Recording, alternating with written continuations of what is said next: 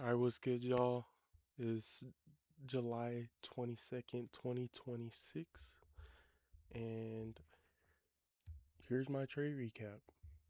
As you can see, I'm up today, 1500 on the day. Fresh account because of the tilt yesterday. I don't want to talk about it. Just kidding, I talked about it in yesterday's video. But we'll just get into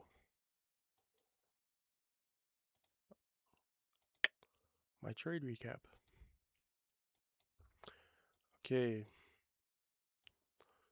so starting off on the day,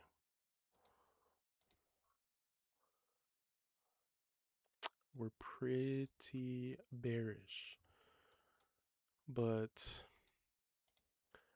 I was looking for longs at first. Sorry my chart is so messy. It may look messy to you, but it makes sense to me in my ADHD brain. But yeah, we're pretty bullish. We're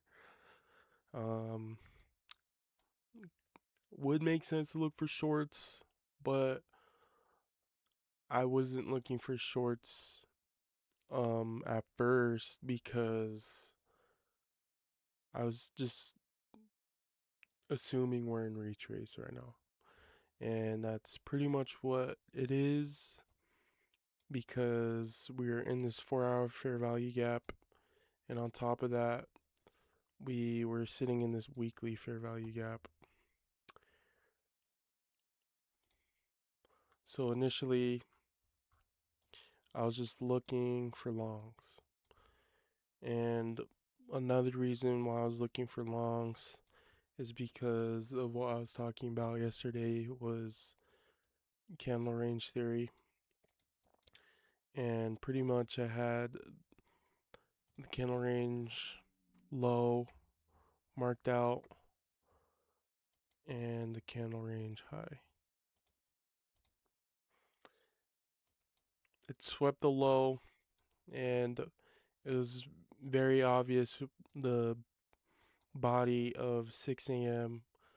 was going to close above the low, which is indicating to me that I need to be looking for longs.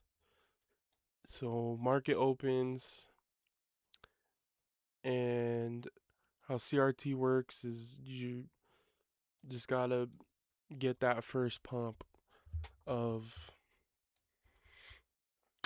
market open. And initially, I could have been in, like, genuinely. I was going to put in for, I was just gonna click buy, not just because I was looking for buys, but because of the CRT. I was just worried and got scared. This is the trade I would have took if I just went with my CRT bias, and I would have just been out like that. But I wasn't in. I didn't put in for that. We had strong draw and liquidity on these relatively equal highs. And on top of that, I think. Why is this marked? Oh, I think that's just the top of the 4-hour wick. Yeah, that wasn't marked out. I just, because I thought this 4-hour wick didn't have or candle didn't have a wick above it. So I thought it was an even stronger draw on liquidity, but obviously it had a wick. But anyways, that was the first trade that I initially would have took, but I didn't. So price was reacting off of midnight, and I entered in shorts because my friend, he was in shorts, so I was just all like, fuck it. But we got stopped out, and so I just decided to wait till 10 a.m. open, and I waited for 10 a.m. open. And initially I was looking for another pump up, but obviously that's not what happened. We manipulated up just for a little bit, and so I just was gonna be looking for shorts. And let's see. Yeah, literally the first 5 minutes, you see it's just giving pretty bearish signals. And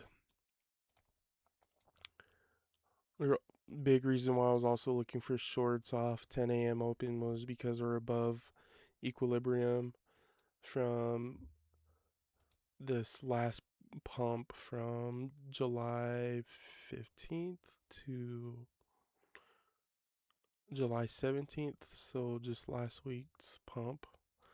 We're in premium for sales right now, and that just gave me more validation or confirmation to that it was okay to look for shorts. And also just how it was reacting off of this 10 p.m. candle, which is something that's kind of crazy. I was in a trade last night, just a paper trade, and it banged out the same way today's trade banged out. But so right now I'm just looking for shorts, and I just want it to be quick, so I'm targeting this 5 minute fair value gap, just the bottom of it. And I was looking for an entry around here, which I literally just get 2 minutes later. As you can see, I got my entry got literally just wicked into, and my entry was just a retrace on 10 a.m. open. And it's just crazy how 10 a.m. open works, because it's just like, look how much drawdown that was. It was just enough for me to get my entry and bang out my TP. Which also funny thing is I put in for 15 micros on accident. I thought I put in for 5, but I put in for 15 micros, and I'm not complaining because obviously I'm up 1500 on the day with zero drawdown pretty much. And right now, let's just see how price reacts off of 10 a.m. It could possibly start pumping again, because I think we're just retracing this big, huge move. And we have this 4 hour fair value gap right here that hasn't been touched. But I think we might. I think the reason why we had came down was just so we wouldn't leave a fair value gap to retrace. So pretty much we just retrace his wick right here, and I think we're gonna be pumping soon if that's what price wants to do, or if we're just gonna respect 10 a.m. open and just start dumping. I wouldn't mind that, because I need gas prices to go down, so market just needs a crash. All right, let's just see how this works. Could probably put in for longs right now. Am I going to? No.